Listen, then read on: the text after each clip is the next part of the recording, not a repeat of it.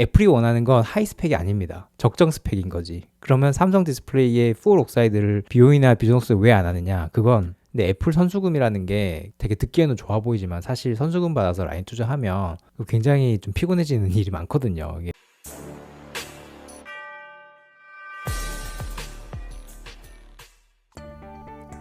안녕하세요. 키포스트 안석현입니다. 오늘은 오랜만에 디스플레이 이슈 하나 가지고 왔는데요. 제목은 지금까지의 8.6세대 OLED 투자로 붙였지만 사실상 LG 디스플레이가 왜 의사결정을 미루고 있고 언제까지 미룰 수 있으며 그래서 앞으로 어떻게 될 것 같은지를 좀 간략하게 좀 얘기를 나눠보겠습니다. 이거는 제가 지금 디스플레이 업계에서 8.6세대 투자를 발표를 했거나 고려하고 있는 회사들 좀 주요 회사들만 추려봤는데 보시면 아시겠지만 삼성 디스플레이나 비오이나 비전옥스나 다 투자 발표를 했습니다. 삼성 디스플레이는 특히나 이미 장비 반입이 되고 있고 비오이도 곧 장비 반입 작업을 시작할 겁니다. 비전옥스는 투자 방식을 아직 결정을 못했어요. 근데 이것도 곧 결정이 날 것 같은 게 최근에 중국 쪽에서 나온 얘기를 들어보면 FMM을 메인으로 해서 FMM 리스를 소량 섞는다. 이 방안 자체는 확정이 됐다고 해요. 그 말인즉슨 캐논도키나 선익 시스템 두 회사 중에 하나를 메인으로 선정을 하고 야스와 어플라이드 머티리얼즈 이 두 개 중에 하나를 소량 섞는다. 이렇게 결정이 나는 거거든요. 그럼 그 소량이라는 게 비중이 어느 정도 되는지가 이제 3월 중에 결정이 난다는 거고 그리고 각 방식에서 두 회사 중에 어디를 선택할 건지는 4월에 결정될 거라고 합니다. 만약에 선익 시스템이나 야스가 선정된다면 국내 공시는 5월이나 6월 정도에 나오겠죠.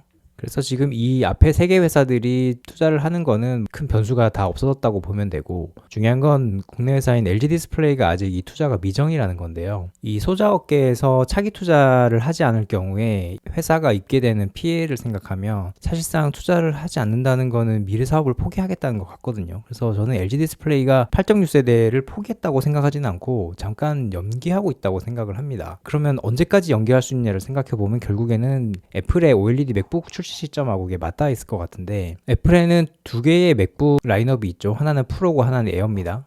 프로 같은 경우에는 2026년에 이제 출시가 될 거고 에어는 2028년 상반기에 출시가 될 것으로 지금 예상이 되고 있습니다. 수량은 에어 쪽이 훨씬 많은데 패널 스펙은 프로 쪽이 훨씬 높죠. 이게 더 고부가 가치 패널이 될 것 같습니다. 그럼 이 표와 이 표를 겹쳐서 보면 이렇게 되는데요.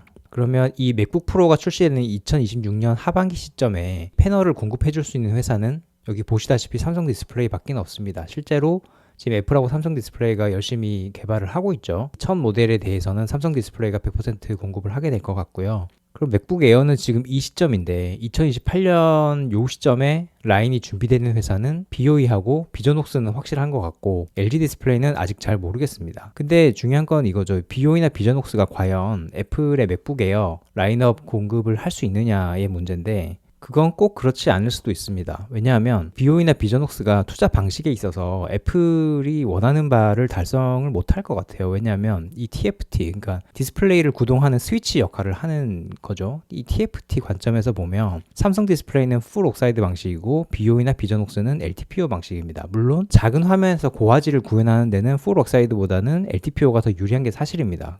굳이 따지자면 이 LTPO가 하이 스펙이고 풀 옥사이드가 로우 스펙인 거죠. 근데 애플이 원하는 건 하이 스펙이 아닙니다. 적정 스펙인 거지. 그러면 삼성 디스플레이의 풀 옥사이드를 비오이나 비전옥스 왜 안 하느냐? 그건 이 풀 옥사이드에 대한 개발이 덜 됐기 때문입니다. 자신이 없는 거죠. 이걸로 투자를 했다가 라인을 가동조차 못할 수도 있기 때문에 지금 당장은 LTPO 방식으로 투자를 합니다. 이 LTPO라는 건 결국 LTPS와 옥사이드의 어떤 교집합 같은 거라서 옥사이드 부분을 이만큼을 놓치더라도 어느 정도 생산은 할 수가 있습니다. 그럼 과연 애플이 이 LTPO 패널을 가지고 맥북 에어 패널을 주세요라고 할 것이냐? 그렇지는 않을 것 같아요. 왜냐하면 말씀드렸다시피 이게 하이 스펙이고 이게 적정 스펙인데 이걸 아이폰에 대입을 하자면 프로의 낮은 등급의 패널을 쓰고 일반 모델의 하이엔드급을 쓴다? 그럴 리가 없겠죠. 카메라를 여기에 2개를 주고 여기에 3개를 준다? 그럴 리가 없는 겁니다. 그래서 아마도 비오이나 비전옥스가 이 그때까지 풀 옥사이드 기술을 개발하지 못하면 이 LTPO만 가지고는 아마 맥북 에어에 공급하지 못할 가능성이 큽니다. 그러면 다시 애플 관점으로 돌아와서 보면 이 맥북 프로를 지금 삼성 디스플레이에 100% 의존을 해야 되는데 그럼 맥북 에어까지 삼성 디스플레이에 100% 의존을 할 수 있냐? 물론 할 수는 있겠지만 굉장히 리스키하고 애플이 바라는 바가 아니겠죠. 얘네는 아마 참전하지 못할 가능성이 높고요. 2030년을 넘어가면 모르겠지만 당장은 공급하기 어려울 겁니다. 그럼 어떻게든지 LG 디스플레이를 데리고 와서 이 IT용 패널 공급망에 진입을 시키려고 할 텐데 그러면 애플이 언제까지 기다려줄 수 있는지를 한번 봐야 되겠죠.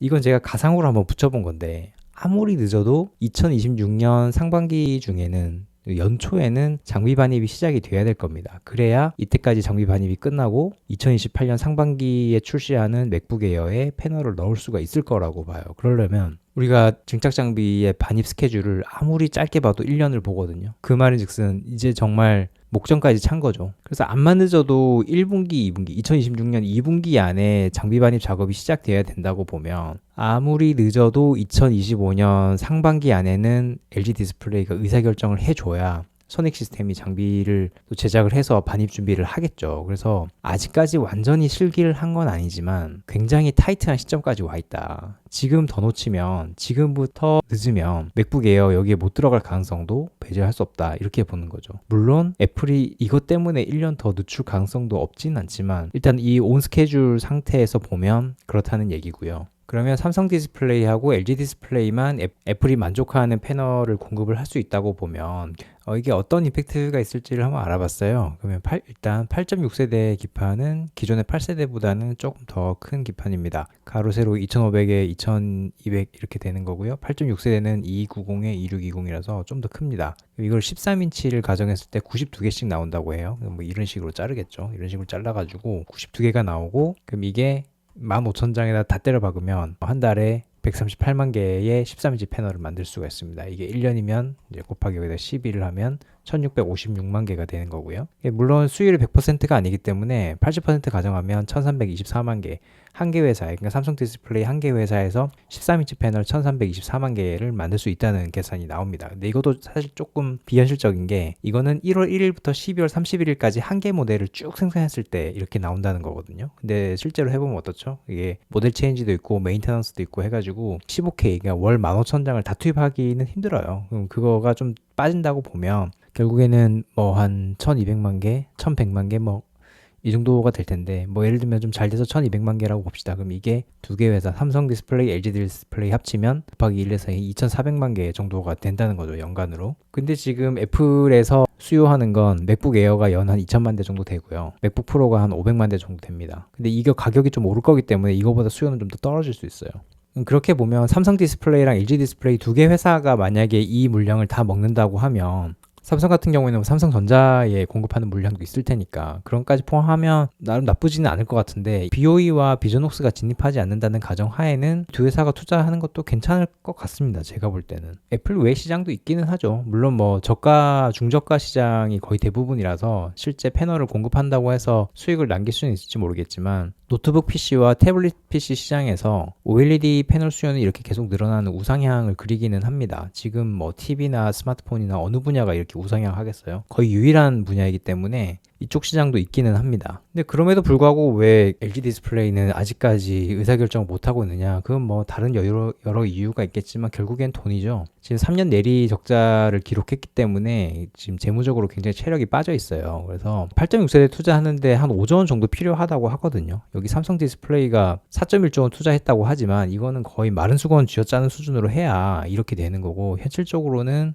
5조 원 정도 필요하다고 합니다. 근데 LG 디스플레이가 작년 4분기에 겨우 흑자 전환을 했고 연간으로는 작년도 적자고요. 이제 올해 이제 연간 흑자가 날 것 같은데 이러면 이제 4년 만에 흑자 전환하는 거라서 지금 부채 비율이 이렇게까지 올라와 있습니다. 재무적으로 굉장히 좋지 않다는 얘기죠. 그러면은 결국에는 8.6세대 투자를 위해서 자금을 조달할 수 있는 방법은 증자 아니면 차입 그것도 아니면 선수금을 받는 방법밖에 없는데 증자는 이미 한번 해서 더 할 수는 없을 것 같고 그럼 차입 같은 경우에는 이미 부채 비율이 이렇게 높은데 더 할 수 있을까요? 좋은 조건으로? 불가능하다고 봐야 되겠죠. 그럼 결국에는 선수금을 받아서 해결을 해야 되는데 선수금도 이미 받아놓은 게 있습니다. 애플에서 받은 게 한 8,200 정도 되는 것 같아요. 물론 다른 회사 것도 좀 섞여 있겠지만 거의 대부분 애플로부터 받은 거겠죠. 그래서 여기서 이제 더 받아가지고 투자를 한다? 근데 애플 선수금이라는 게 되게 듣기에는 좋아 보이지만 사실 선수금 받아서 라인 투자하면 굉장히 좀 피곤해지는 일이 많거든요. 이게 애플이 좀 되게 함부로 하는 경향이 있어가지고 이거 해내라 저거 해내라 굉장히 까다롭게 한다고 합니다. 그래서 사실상 앞으로 받고 뒤로 미치는 수준이라고 하니 이 선수금을 받는 것도 이게 과연 답이 될까? 그러면 이거 세 개가 다 안 되면 어떻게 그럼 투자를 해야 되나? 뭐 이런저런 고민들 때문에 아직까지 투자를 못 하고 있는 것 같아요. 근데 저는 그럼에도 불구하고 LG 디스플레이가 이